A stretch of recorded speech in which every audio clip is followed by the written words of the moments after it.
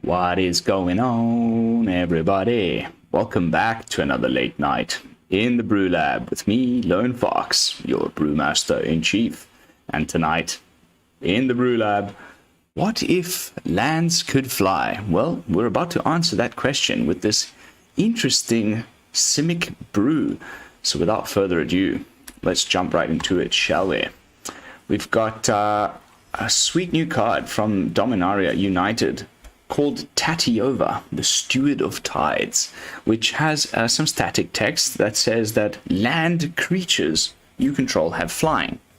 And then whenever a land enters the battlefield under your control, if you control 7 or more lands, up to one target land you control becomes a 3/3 elemental creature with haste. It is still a land. So of course, if Tatyova is in play, then it'll be haste and flying, which is quite nice. But doesn't feel very strong until you think about the various synergies that we have currently in Standard. The first thing that I could think of was Llanowar Loamspeaker, which also can make a land into a 3/3 elemental creature with haste by tapping it. But it's until end of turn. Note that Tatyova doesn't say until end of turn or whilst Tatyova is in play. If they kill her, yes, the land will lose flying, but it'll still remain a 3/3 elemental creature. But anyway, the Llanowar Loamspeaker will just make this creature into a 3/3 with haste, but it'll also have flying if you have Tatyova. So a nice little bit of synergy there, but that is just scratching the surface of the synergies in the deck. Aside from the fact that Llanowar Loamspeaker is just a fairly decent blocker, that also helps us ramp into our later game stuff. But the other card in the deck, which I have been struggling a little bit in Standard to find things that make lands into creatures. We don't have a Shire anymore after rotation, and there was quite a few other interesting choices. Druid class comes to mind, but Roaring Earth does a good job. It's a great 2-drop because then you can start playing things like your Topiary Stomper. I'll get to that in a second, but whenever a land enters the battlefield under your control, you put a +1/+1 counter on another target creature or vehicle. Interesting to note, as we are running 3 Bankbusters, which is great. Grow your creatures, even just like having already played another creature like the Llanowar, or you may have a Treefolk token from Wrenn and Seven in play, or Tatyova herself, and then you play the Stomper. It'll search your library for a basic land, you put it into battlefield tapped and shuffle. That'll trigger your Roaring Earth. So even just going turn 2 Roaring Earth, turn 3 Topiary Stomper, yes, that 5/5 that you will get at the end of that turn will not be able to attack until a lot later in the game, but still pretty cool. That's why I'm considering, even though it is ultimately, I have come to realize, a probably pretty trashy card, this Joint Exploration.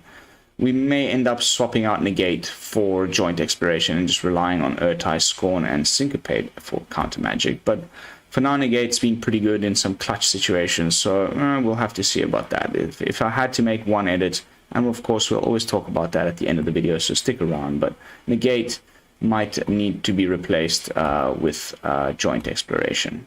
But the synergies don't end there. You'll note that the second part of Tatyova's text box only starts to work well if you have 7 or more lands in play. That is the same bit of text that the Topiary Stomper has. You need 7 or more lands in play for it to be able to attack or block. So another little bit of synergy. But the real meat and potatoes here is Wrenn and Seven. You can often play this on turn 4 thanks to the ramp from Llanowar Loamspeaker. -3, make your little tree folk. The following turn, you +1. We're running 26 lands in the deck, a lot more than my usual. So when you +1, you reveal the top 4 cards of your library, you put all land cards revealed this way into your hand and the rest into your graveyard, which is whatever. I mean, we can eventually get them back with the -8 if necessary, but most of the times the real point of interest is getting those lands into your hand, because then the turn after that, you can zero your Wrenn and Seven, which says that you can put any number of lands from your hand onto the battlefield. Tap. Boof. So if you have Tatyova in play, on like usually this will be like turn 5 or turn 6, you can zero your Wrenn and Seven, put like 2-3 lands in play. Those lands will gain flying because by that point you'll have arrived at 7 or more lands, and you can pick the ones that aren't tapped, because the ones that come into play from Wrenn and Seven come into play tapped. But because all you've done that turn is zeroed your Planeswalker, you haven't played anything yet, the rest of your lands are still untapped, and you can make them into 3/3 flyers. You can often do like 2 or 3 and swing in. Boom, boom. Really, really nice. It doesn't really end up in an OTK, but can in a certain board state. The rest of the deck is just designed to help us get there, right? We've got some counter magic. I've picked 3 of each of this package as far as counter spells is concerned. These are my favorites in standard at the moment. And then we've got Inventive Iteration to bounce some stuff. This is a severely and criminally underplayed card in my opinion. You can return up to 1 target creature or planeswalker to its owner's hand. Don't forget it says its owner, so you could potentially return your Wrenn and Seven back to your hand and reset it, just make another tree folk, which is pretty cool. But most of the time you're bouncing something the opponent has in play that's getting in the way of your plan, or some creature token that they cannot recast. Then the following chapter is return an artifact card from your graveyard to your hand. So if we've maybe milled a Bankbuster off of the Wrenn and Seven, or maybe the opponent has removed one of our Bankbusters by that point, then we can just return it to our hand, which is pretty cool. But really, I'm more interested, to be honest, in the card draw, because there's very few artifacts in the deck. 90% of the time, Chapter 2 just means draw a card. And then on Chapter 3, you get the Living Breakthrough, which is the 3/3 flyer, which you can, of course, grow by playing lands whilst having Roaring Earth in play. But the real interesting bit about Living Breakthrough, and the reason why I think it's underplayed, is whenever you cast a spell, your opponent can't cast spells with the same mana value as that spell until your next turn. And we've got a lot of 2-drops and things. That means that the majority of the removal, like Infernal Grasp, Lightning Strike, that sort of stuff, but it doesn't necessarily have to be that. It can be, maybe you're playing a 3-drop and the opponent cannot then play their Fable of the Mirror Breaker, whatever. You're blocking out potentially the opponent from casting specific spells, which does make their turn a little bit more annoying, and that is, of course, great for us. As well as just being a nice 3/3 flyer, which can crew your Bankbuster with crew 3, and again, can grow bigger with the Roaring Earth. What else? Well, we're drawing some cards with the Bankbuster. We got a couple of Mech Hangers in the mana base. We've got Wrenn and Seven to make some big tree folks. I think it's more competitive than you might think at first glance. I've been getting some sweet ass and really fun and unique different type of wins in Mythic with this deck, so I highly recommend you take it for a spin. And please, as always, let me know in the comments how it goes for you and what edits you made, if any. In the mana base, we've got some basics, of course. 2 Otawaras for some additional bounce, a couple of Boseijus to get rid of some artifacts and enchantments, some Mech Hangers, and a couple of different types of duels. Of course, Simic did get a Pain land, so pretty cool. And that is the deck. If lands could fly, let's jump into some games. Of course, as always, at this point in my videos is when I do a little bit of self-promotion. So if you have not subscribed to the channel yet, kindly consider doing so. We're so close to that 800 subscriber milestone, and I'm just itching to give away those booster packs. If you do want to take part in said giveaway, you do need to be a subscriber. So subscribe. Of course, you could also share the video,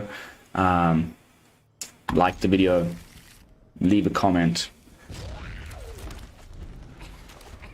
All that good stuff always helps me out, as you know,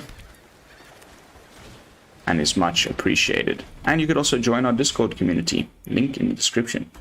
Oh wow, 84%er. Playing what appears to be Azorius.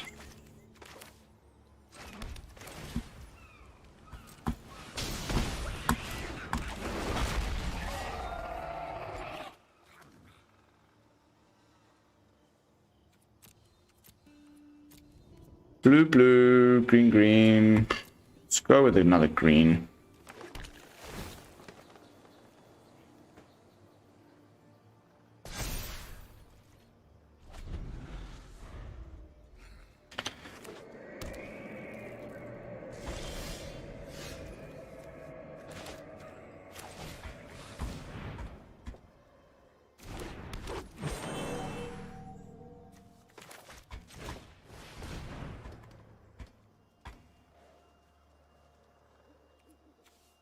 Some kind of removal, surely.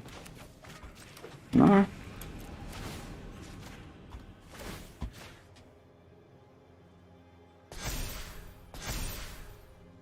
Well outside of cut down range at this point. You're gonna need an Infernal Grasp or maybe Fateful Absence or something. There we go.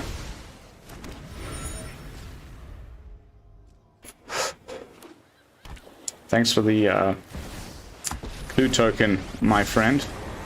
1, 2, 3, 4, 5. We need 2 more to do Topiary Stomper things, unfortunately.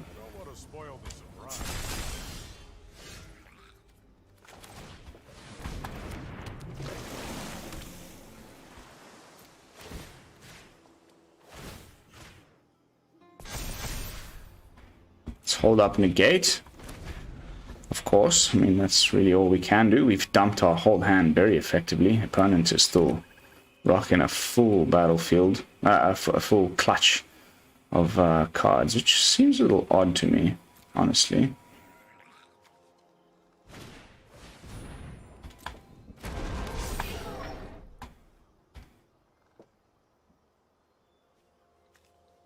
Yeah. Draw a card. Untap it again. Draw another one, potentially.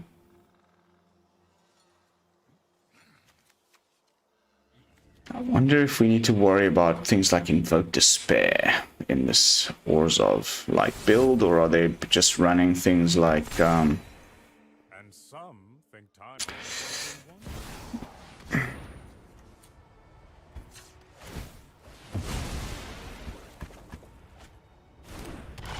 There's our 7th land.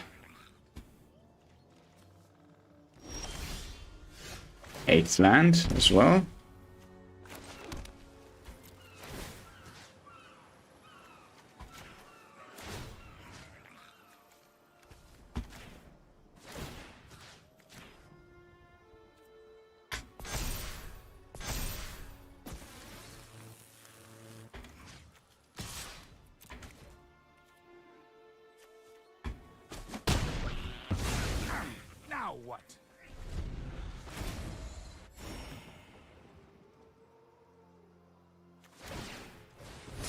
Aha!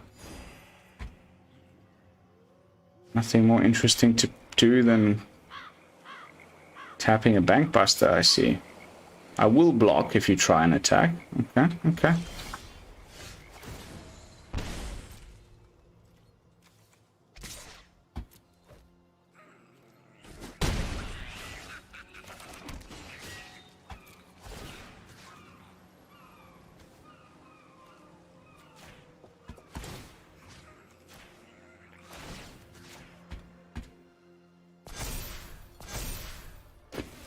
Could have done more damage by playing the land first, but I wanted to, I don't know, hold up a blocker for some reason.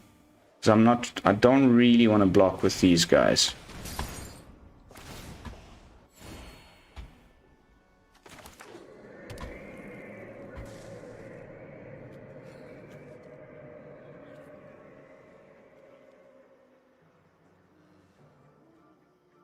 Virga 10. 1, 2, 3, 4, 5. Oops.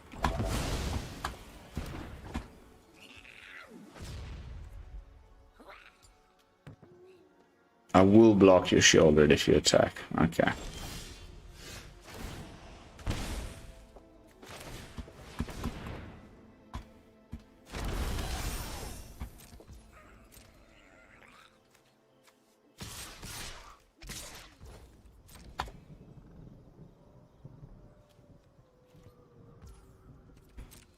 You take a lot. 13. And we have Counterspell up at the ready for wherever it is that you may decide to throw at me, my friend.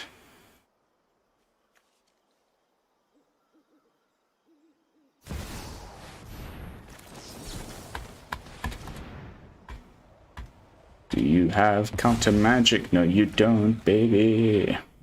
Wow, I was not expecting Khan. Maybe it is some sort of a, you know, the new read ahead deck, read ahead saga from no, the white one that people are playing in all sorts of.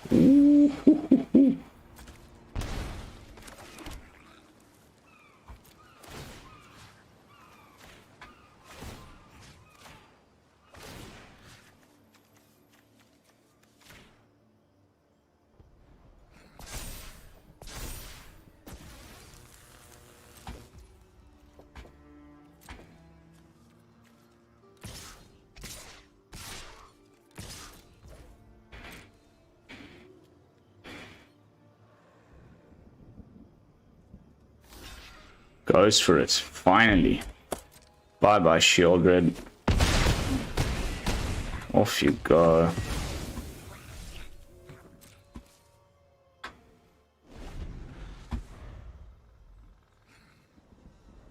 All we can really do now is draw a card.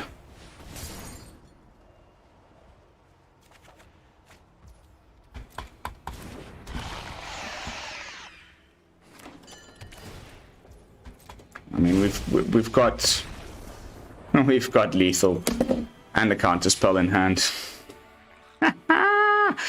Very nice game one. Kind of doing exactly what the deck is supposed to do. I almost feel like we could just stop recording right now, and I will have done my job. But I do want to at least play a couple more games before we call it a night. We'll be going a little bit shorter again tonight, guys. I'm sorry. But I need to record multiple videos because I'm heading to the UK for a weekend with my in-laws on the 29th, and I will not be bringing my laptop with me, so I just need to pre-record a couple of episodes ahead of time.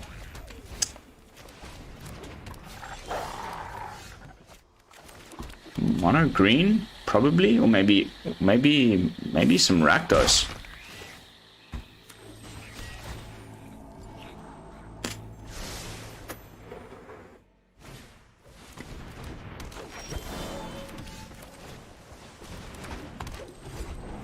Okay, looking pretty good. We just like can go with the iteration next turn already. Bounce whatever 3-drop they're about to play, I guess.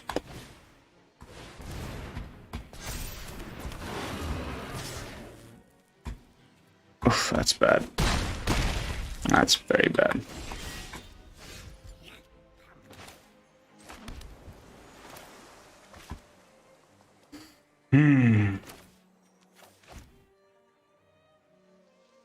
That's very bad. The trample is terrible. Somehow when I play green, it just sucks every time. When we bounce the oddity, they'll just play it with haste again. So I think we're probably better off bouncing the Ascendant Pack Leader. No, yes, well, I mean, it'll still get a counter when they play it. And we'll still take 5. Oh, wow. Isn't that just great? Isn't that just freaking amazing? Oh, that's game over. Nice, very nice. Somehow I play mono green, I get shafted every single match. My like win rate with mono green, I tried CGB's version, I tried my own versions, I tried all kinds of versions. I guess I'm just not good at it. It's such a different. I don't know. I'm good with white. I'm starting to realize, like, it's a different type of mindset. And green and I just don't gel very well.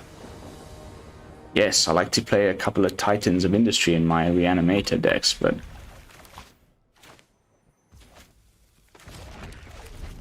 Now we need to make sure Llanowar Loamspeaker stays on the battlefield. Yeah, we're good, we're good.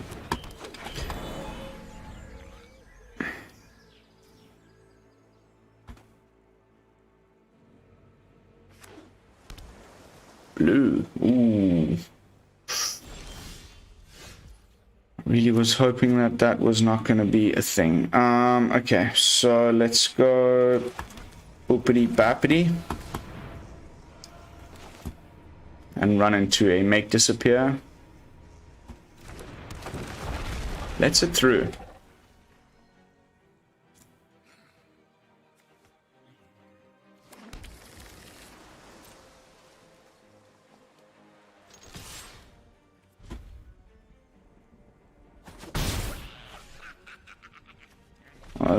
If they tap out, we can play Wrenn and Seven next turn, which feels pretty spectacular. That's fine.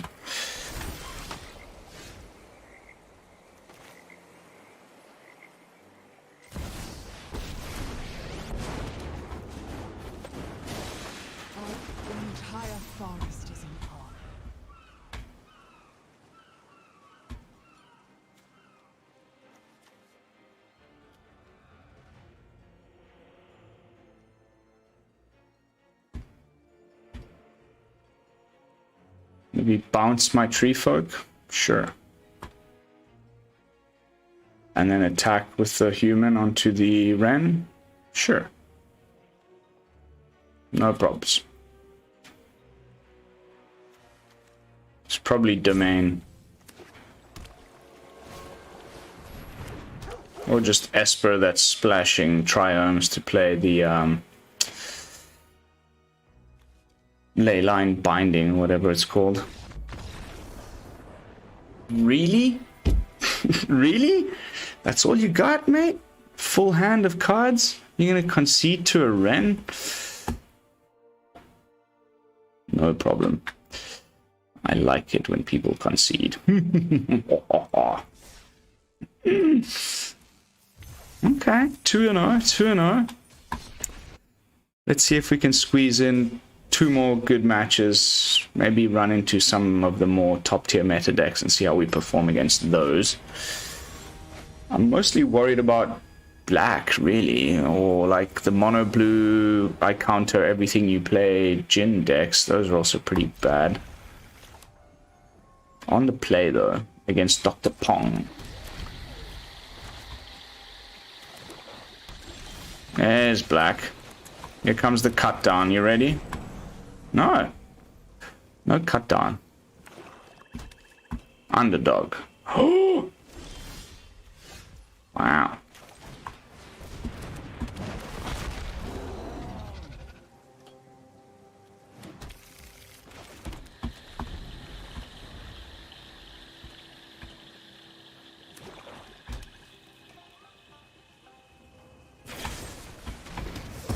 No problem.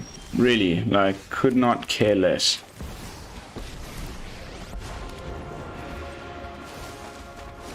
The will of the woods is made manifest. Children.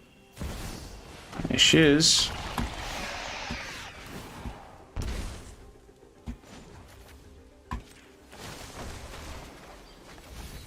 We will help you find safe ground.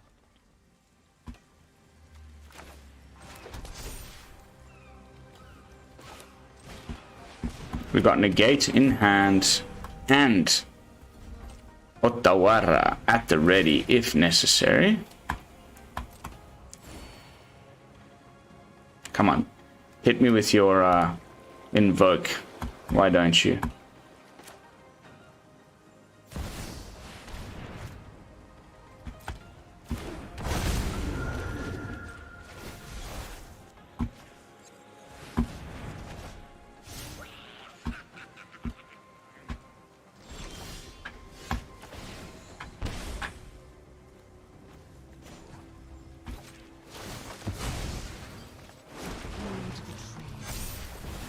Prepare for the war. Trees can fight their own battles.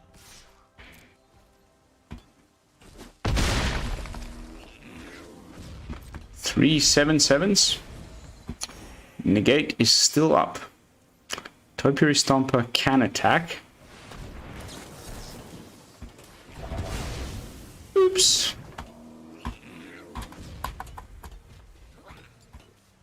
Sorry, Dr. Pong.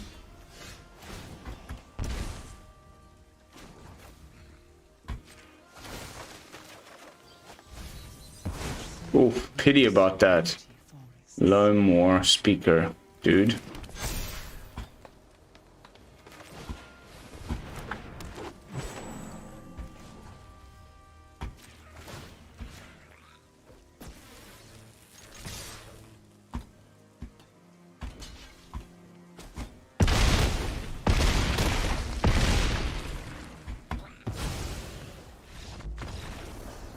Bye now. Off you go. Please don't come again. Okay, so a swift 3-0. I don't even know if we need to really do much more than that. I think I'm going to call it a night. Nice short video.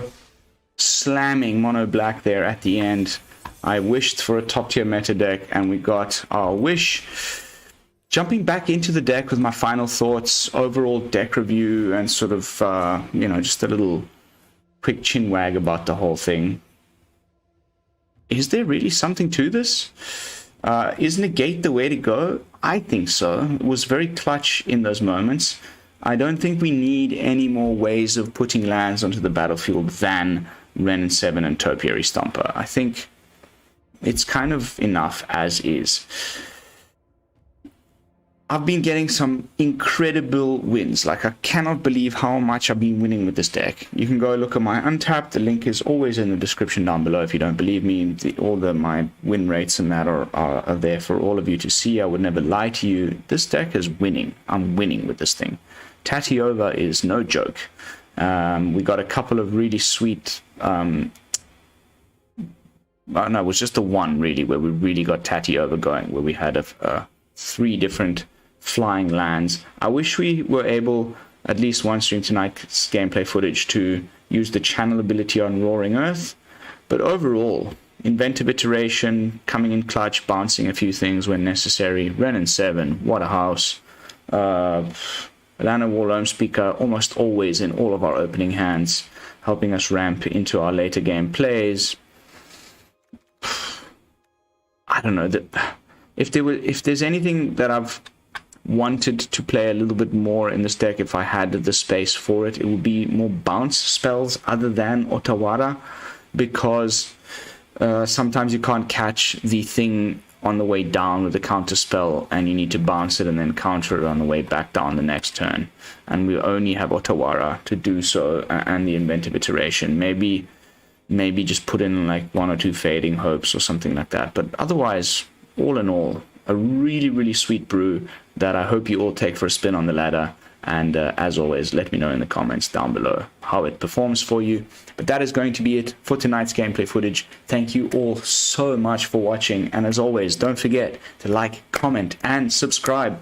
I will see you all tomorrow with another fresh brew. And until then, this is Lone Fox from the BrewLab, signing out. Peace, y'all.